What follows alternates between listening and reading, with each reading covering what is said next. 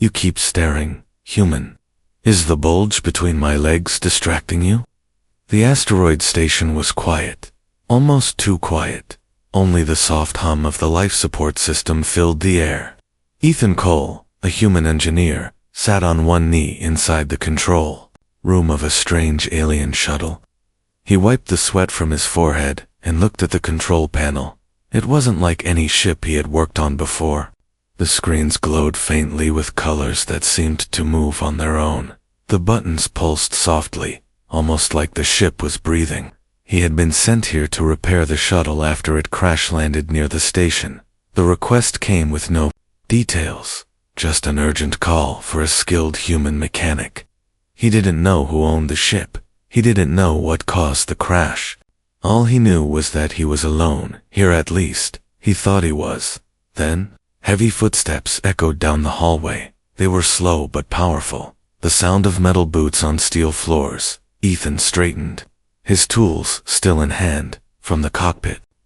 Doorway. A tall figure appeared. She was nothing like the small, friendly aliens he had met before. Her armor was dark, marked with scratches that looked like old battle scars. Her skin had a faint silver shimmer, and her eyes glowed with a dangerous golden light. For a moment, Ethan forgot how to breathe, but his attention was quickly pulled to something else, something strange. Between her armored legs, strapped with strong metal harnesses, was a bulky, curved device. It didn't look like a weapon, but it was big enough to be one. It gave off a faint hum, almost like it had its own heartbeat. Ethan's eyes stayed on it a second too long. The alien woman's sharp gaze caught him immediately. Her lips curved into a slow, knowing smirk. "You keep staring, human," she said, her voice low, but confident. "Is the bulge between my legs distracting you?" Ethan felt heat rush to his face. It's just, I've never seen anything like that before," he said quickly. Her eyes narrowed slightly. "You shouldn't have," she replied, almost like a warning. She stepped closer, and Ethan realized just how tall she was, sagely a head taller than him. Her presence filled the room, and every movement she made was calm but threatening. Before he could ask what the device was, a loud alarm blared through the station. The lights flickered red, and the ship's console flashed with urgent alien symbols. Ethan didn't understand the language, but he understood danger when he saw it. "What's happening?" he asked. The alien woman Zara didn't answer. Instead, she tapped the side of the strange device, and it lit up brighter. Her other hand moved to the long blade strapped to her back. The ground trembled beneath their feet. Outside thrusters roared a deep, heavy sound that rattled the air. Something was approaching fast. Ethan ran to the side window and looked out into the black of space. 3 small ships were closing in, their weapons already glowing. "Are those pirates?" Ethan asked, his voice tight. Zaira gave him a sharp look. "They're worse," she said, "and they want what I carry." Another blast shook the asteroid. The station's lights flickered again, dust falling from the ceiling. Zaira moved quickly toward the door, then stopped and looked back at Ethan. "You have 2 choices, human," she said firmly. "Run and hide, or come with me and stay alive." Ethan stared at her. He didn't know this alien, didn't know why pirates or something worse wanted her device. But he did know one thing: if those ships got inside, hiding wouldn't save him. He grabbed his tool bag and ran after her. As they left the cockpit, another explosion hit, sending a deep shudder through the walls. The hallway lights turned a dark red, and an automated voice spoke in a strange alien tongue. The station's doors were already locking down. Ethan followed Zaira through narrow corridors, his heart racing. She moved with the precision of a trained soldier, never hesitating at a turn. Every few steps, her hand would brush the device, as if checking it was still there. "Why do they want it?" Ethan asked as they ran. "Because it can change the galaxy," Zaira said without looking back. Her voice was sharp, but there was something else in it, a hint of fear. Before Ethan could ask more, a deafening crash shook the walls. The attackers had landed, The sound of heavy boots and metal claws echoed from the docking bay. Zaira stopped suddenly and turned to Ethan. "If they catch me, they'll kill you too," she said. "Stay close. And whatever happens, do not touch the device." Ethan nodded, though his curiosity burned even hotter now. They reached a cargo lift and stepped inside. The doors closed just as an explosion ripped through the hallway they had come from. Inside the lift, the air was thick with tension. Zaira's golden eyes stayed locked on the floor display as they descended. Ethan's mind raced what could be so important that enemy ships would risk attacking an asteroid station for it. Before he could speak again, the lift jolted hard and stopped between floors. The lights went out, and in the darkness, Ethan heard the faint hum of the device. It was stronger now, almost like it was alive. Somewhere above them, the sound of cutting torches screamed through the metal. The attackers weren't just coming, they were already here. The lift shuddered again, and a dim emergency light flickered on, bathing the small space in a dull red glow. Ethan could see Zara's hand resting protectively on the strange device, her other hand gripping the hilt of her blade. The metal above them groaned as something tore through it. The sharp sound of cutting torches biting into steel.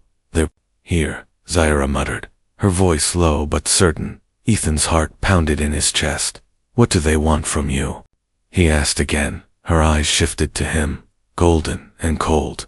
"They want this," she said, tapping the bulge between her legs, "and they will burn through planets to get it." The torchlight above turned into a shower of sparks. Ethan ducked, instinctively, the smell of burning metal filling the cramped space. The panel overhead fell away, and a clawed hand reached in. Without warning, Zaira moved, her blade slicing through the air with inhuman speed. The hand fell back, a screech, echoing from above. "Move," she barked, smashing the emergency hatch at the lift's floor. Ethan hesitated, staring at the darkness below. "It's a maintenance shaft," she said sharply, "unless you want to meet them." "Jump." He dropped first, landing hard on a grated platform. Zaira landed beside him with a heavy thud, her armor rattling. They began to run through the narrow shaft. The sound of pursuit above getting louder. The air smelled of oil and rust. The metal walls slick with condensation. Ethan's breath came fast, but Zaira moved as if this was nothing new to her. "They're called Corin," she said suddenly, her voice steady, despite the chaos. "Hunters, mercenaries, thieves. They work for someone?" Ethan asked. "They work for whoever pays them most," she replied. "But this time, they're not after credits." She glanced at him briefly. "They want the seed." Ethan frowned. "The seed?" Zaira's jaw tightened. "It's not a weapon in the way you think," she said. "It's a living core. One of the last made by my people, before the Great Silence. It can power cities, open stargates, or collapse them forever, and you're carrying it between your yes." She interrupted sharply, her eyes flashing. "And if they take it, every star in this sector will belong to them." The shaft ahead opened into a massive chamber. Old cargo containers floated in low gravity, the walls lined with rusted machinery. Zaira slowed, scanning the shadows. Ethan followed her gaze, his pulse quickening. He thought they were alone, but then he saw movement shapes, low and fast, sliding along the walls. Without warning, one of the shapes leaped, metal claws flashing in the dim light. Zaira spun and kicked, sending the creature sprawling into a stack of crates. Ethan grabbed a loose pipe from the floor, swinging it wildly as another attacker lunged at him. He missed, stumbled, and nearly fell over the edge of a broken platform. Zaira caught his arm and pulled him back just in time. "You fight like a child," she hissed, shoving him toward a narrow exit. "Yeah, well, I wasn't planning to fight alien assassins today," he shot back.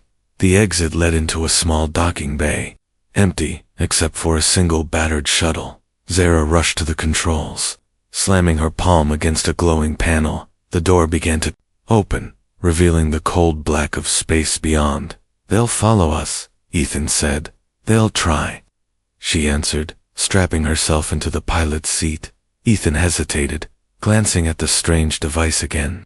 Why don't you just hide it somewhere? He asked. Zahra turned her head slowly toward him. Because it's not just a thing I carry, human, she said, her voice quieter now. It's part of me. Before he could ask what she meant, the bay doors shuddered as enemy fire struck. The station Zahra gunned the engines, and the shuttle shot out into the void. Through the small viewport, Ethan saw 3 black Corran ships turning to pursue them. The stars streaked as Zahra pushed the ship to its limits. Ethan gripped the seat, his mind racing with questions. Somewhere behind them, the asteroid station was already breaking apart, and somewhere ahead, danger waited just as surely. You said this thing could change the galaxy, Ethan said finally. Zahra didn't look at him. It already has, she said, and now you're part of it. The stars outside the shuttle blurred into thin streaks as Zahra pushed the engines harder. The hum of the ship became a deep, throbbing vibration under Ethan's boots. He kept glancing at the display screen, watching the 3 Corran ships, trailing behind, their silhouettes sharp against the cold light of distant stars. They're still gaining, he said, gripping the edge of the console. They won't. Zahra replied, without looking at him, her hands steady on the controls. The inside of the shuttle smelled faintly of metal and something sharp, almost electrical. Every so often, the strange device strapped between her legs pulsed with a low, rhythmic glow. Ethan tried not to stare at it, but it was impossible to ignore it. Almost seemed alive. Is it reacting to them chasing us? He asked cautiously. Zahra's jaw tightened. It reacts to threats, she said, and right now, it senses too many. The ship's navigation screen lit up with a red warning debris field ahead. Chunks of shattered asteroid floated in a slow, deadly drift. Zahra guided the shuttle in sharp, weaving movements, slipping between tumbling rock and twisted metal. Ethan's stomach lurched as one massive boulder spun past, so close it scraped the hull. The Corran ships followed, smaller and faster, darting through the gaps like predators. On the scent, a sudden impact shook the shuttle. Ethan's vision swam as alarms screamed. They've locked on, Zahra hissed, her eyes scanning the damage report. One of the rear thrusters was failing, the ship listing to one side. They'll board us if they get close enough, Ethan said. They'll try, she answered, unstrapping herself. Come with me. She led him through a narrow corridor to the rear section of the shuttle. The walls here were lined with unfamiliar weapons blades, rifles, and strange devices that hummed with alien energy. Zahra grabbed a short spear-like weapon and handed Ethan a compact plasma pistol. I've never fired one of these, he admitted. You aim, she said coldly, and you make sure you don't miss. The sound of claws on metal echoed through the ship. Ethan froze. They're inside, he whispered. Zahra didn't answer. She was already moving toward the cargo hold. The door slid open to reveal a shadow slipping between the crates. Its eyes glowed faint blue, its limbs long and jointed wrong. It hissed when it saw them, baring needle-like teeth. The first shot lit up the room. Sarah's spear fired a streak of burning light that punched through the creature's chest. It fell without a sound, but another shape dropped from the ceiling right above Ethan. He fired wildly, the blast slamming into the wall, missing. The creature lunged, claws reaching for his throat. At the last second, Zahra's blade cut clean through its arm, sending it crashing to the floor. You're too slow, she said sharply, yanking him back. Sorry I didn't grow up fighting nightmare bugs, Ethan snapped, his voice shaking. The ship jolted again, and the hum of the device on Zahra's body grew louder. It pulsed in deep waves, and for a moment, Ethan could swear the air around it shimmered. What is it doing? He asked, his voice tense. Zahra didn't answer right out. Her eyes were locked on the far wall, as if listening to something only she could hear. Then she said, It's choosing. Choosing what? Whether to protect you or kill you. Before Ethan could reply, a piercing noise rang through the hold. One of the Corin ships had latched onto the shuttle with a magnetic clamp. Metal screamed as a boarding tunnel began to punch its way through. Zyra's hand went to the device again, her breathing slow, deliberate. She looked at Ethan, her voice low but final. If this goes wrong, human, you won't even have time to scream. The wall burst inward, and the next wave of attackers poured in. Ethan raised the pistol. Zyra's blade flashed, and the hold became a storm of light and shadow. The boarding tunnel was still locked onto the shuttle, its metal ribs groaning with every movement. The air inside the cargo hold was thick with heat and the sharp smell of scorched armor. Ethan's pulse pounded in his ears as he ducked behind a stack of crates, firing blindly at the shapes that lunged through the breach. Zyra didn't hide. She moved through the chaos like a blade through water. Every strike precise, every motion controlled, but there were too many, and for every one she cut down, another climbed through the torn wall. A sharp cry escaped her. As one attacker's claws raked across her side, Ethan saw dark silver blood soaking through the plates of her armor. She staggered, her hand instinctively grabbing the device strapped between her legs. The glow from it flared bright, sending out a low hum that made the air tremble. The creatures froze for half a second, their eyes flickering as if they had just recognized something they feared. Then they rushed forward again. Faster, more desperate. Ethan jumped from cover, firing until the pistol overheated in his hands. The smell of burning circuits filled the air. One of the Corins slammed into him, knocking the weapon away. It pinned him to the floor, its jagged teeth snapping inches from his face. He tried to push it back, but its strength was crushing. Then a flash of steel cut across his vision. Zyra's blade sliced through its neck, the head tumbling to the floor with a wet thud. "You're alive because I decided so," she said, her voice tight with pain. He didn't have time to answer. Another tremor rocked the shuttle. The walls creaked, and alarms blared. "They're trying to rip the ship apart," Ethan shouted. Zyra's eyes swept the hold, calculating, if they tear us open in space, we're dead before we can breathe our last breath, she said. She stumbled slightly, her hand pressing harder against the device.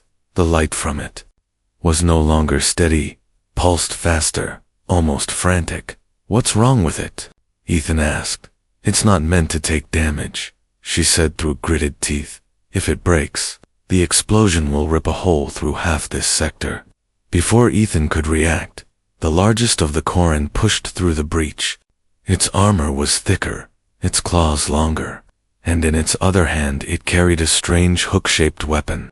It pointed the weapon at Zyra and spoke in a low, guttural language. Ethan couldn't understand the words, but the tone was clear. This wasn't a demand, it was an execution order. Zyra dropped her blade, her golden eyes locked on the leader. To Ethan's shock, she stepped forward slowly, her hands raised. "What are you doing?" he hissed. She didn't look back. "This isn't about killing us," she said softly. "It's about forcing my choice." The Corin leader gestured toward the device. Zayu's jaw clenched. Ethan's heart sank as he realized, if she gave it to them, the galaxy was finished. But if she resisted, they'd kill her before she could fight back. He looked at the blade she had dropped, then at her bleeding side. In that moment, he knew she was about to make a decision that would change both of their fates, and he also knew he wasn't going to let her make it alone. The leader took another step forward. Ethan moved first, grabbing Zyra's blade and charging without thinking. The hum of the device behind him grew so loud, it made the floor vibrate, and when Zyra finally turned toward him, her expression was something he had never seen before. Not anger, not fear, but a strange, dangerous trust. The Corin leader didn't expect the human to charge. Ethan's swing wasn't perfect, far from it, but the sheer surprise made the alien stumble back. The blade scraped across its armor, sending a burst of sparks into the air. It roared, a sound so deep Ethan felt it in his ribs. Two more Corin leaped toward him, claws ready, before they could touch him. A blinding wave of light burst from Zyra's device. The pulse wasn't just light, it was force. It hit the Koran like an invisible wall, slamming them against the torn hull. The smaller ones crumpled instantly, but the leader dug its claws into the metal. Holding on, Ethan staggered back, shielding his eyes from the glare. When the light faded, he saw Zaira on one knee, her breathing uneven. The device's glow had dimmed, its hum now low and unsteady. "You idiot," she hissed, though her voice lacked its usual bite. You'd be dead if I hadn't moved first." He cut in, still catching his breath. For a second, her lips twitched like she wanted to argue, but she said nothing. The leader recovered. But now it didn't attack, it simply watched. Its glowing eyes shifted between Zaira and Ethan. Then it said something in its harsh language. Ethan didn't understand, but Zaira did. "He says, I've broken the code," she murmured. "What code?" Ethan asked. Her gaze locked on his, golden and sharp. "In my culture, the seed is bound to its carrier writ, must never act to protect an outsider." Ethan frowned. "So when it saved me, it chose you too," she finished quietly. "That means, to them, I've tainted it." The weight of her words sank in. "That's why they're after you. Not just for the seed, but because you broke some sacred rule." Zaro's eyes narrowed. "It's worse than that. Human by our law. I've made you my bond." Ethan's mouth went dry. "I didn't agree to that," he said quickly. "Neither did I," she replied, a faint bitterness in her tone. "But the seed doesn't care about agreements." The Koran leader took a step closer, its weapon still raised. Zaira gripped her blade again, but Ethan saw the strain in her movements. Her side was bleeding heavily, and the device's energy was fading fast. If they fought now, she wouldn't last long. The leader seemed to sense it. Toot's claws tapped slowly against its weapon. Patient and certain, Ethan thought fast. "We can't beat them head on," he said. Zaira shot him a look that could cut steel. "You have a better plan." "Yeah," he said, glancing toward the shuttle's engine core. "Blow the whole thing." Her eyes widened. "That would kill us," she said flatly. "It would kill them too," he countered. "And maybe, just maybe, it'll give us enough chaos to escape." She hesitated, her gaze flicking toward the leader. For the first time, Ethan saw something in her eyes, not fear, but the heavy weight of choice. Then she tossed him a small control module. "Do it," she said. The leader took another step, the metal under its claws screeching. Ethan's thumb hovered over the detonator, and in that heartbeat, the seed between them gave one long, deep pulse, like it was warning them both that the next move would change everything. Ethan pressed the detonator. Nothing happened. For one awful second, he thought the device had failed. Then the shuttle's lights went black, a deep rumble shook the floor, and a thin crack of blue light spread along the walls, like lightning trapped in metal. The Koran leader froze, its head tilting slightly, almost listening. Then the sound came, a low, rising howl from the engine core. A warning only a fool would ignore. The smaller Koran hissed in panic, retreating toward the breach, but the leader didn't move, its glowing eyes fixed on Zaira, as if nothing else in the universe mattered. Ethan felt the deck vibrate harder. "That's the signal to run," he hissed. But Zaira didn't move. Instead, she took a slow step forward, her hand resting on the seed. "You're not here for me," she said in her own tongue, the words sharp and cold. "You're here for what I carry," the leader replied in the same language. Ethan couldn't understand, but he felt the weight of it, the kind of words that sounded like a threat and a promise at the same time. Zara's jaw tightened, without warning. She pulled a small disc from her belt and slapped it against the seed. The hum changed instantly, becoming higher, sharper. Ethan didn't know what she'd done, but it made the leader step back. "What did you do?" he asked. "I made it mine completely," she said. "Now it can't be taken while I live." The leader's gaze slid toward Ethan, a slow, cruel understanding spread in its eyes. It didn't need to kill Zaira to claim the seed, it just needed to kill him. Ethan saw the movement before Zara did. The leader lunged, claws reaching for his throat.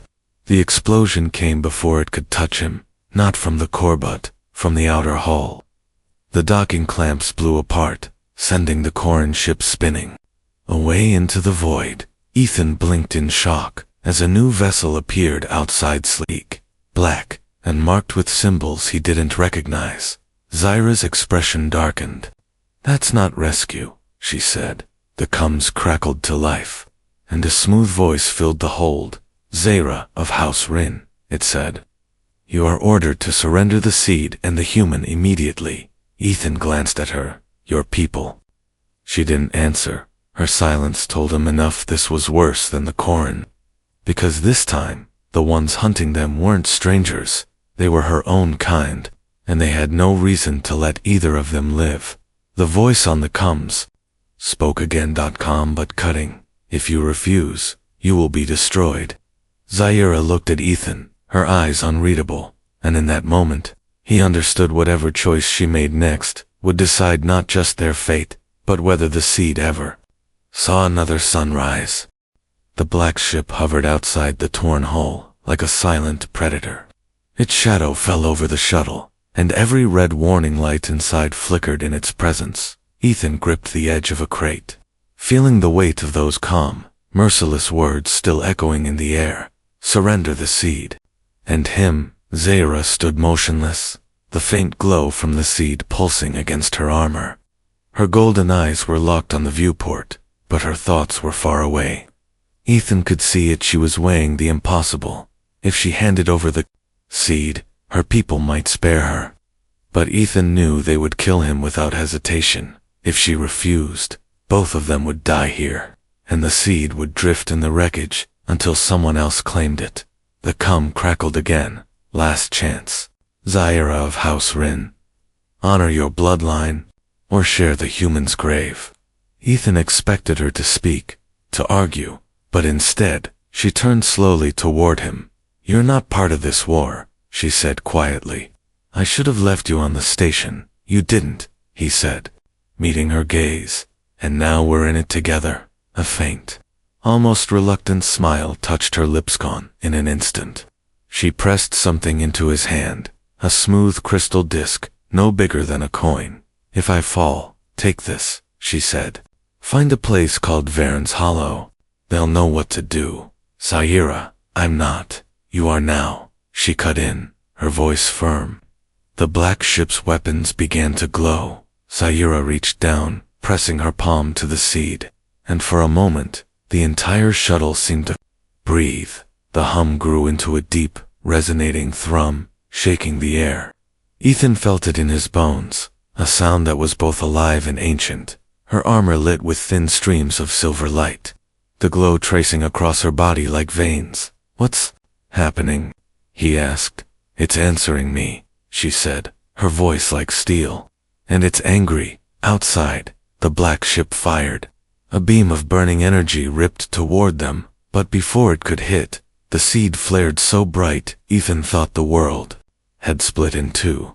The blast bent around them, curving away like light fleeing a shadow. The black ship's shields shattered in an instant, its dark hull cracking with streams of molten metal through the viewport. Ethan saw it drift, engines dying, weapons dark.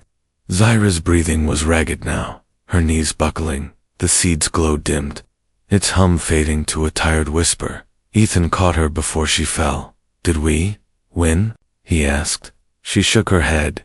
"We bought time," she said. "That's all. They'll come again stronger, and when they do," her eyes found his, sharp even through exhaustion, "you'd better still be standing beside me." Outside, the black ship's wreck drifted into the cold dark, but somewhere in the deep, more shadows were already moving. The galaxy now knew that the seed had chosen not just its carrier, but her human, too, and neither of them would ever be safe again.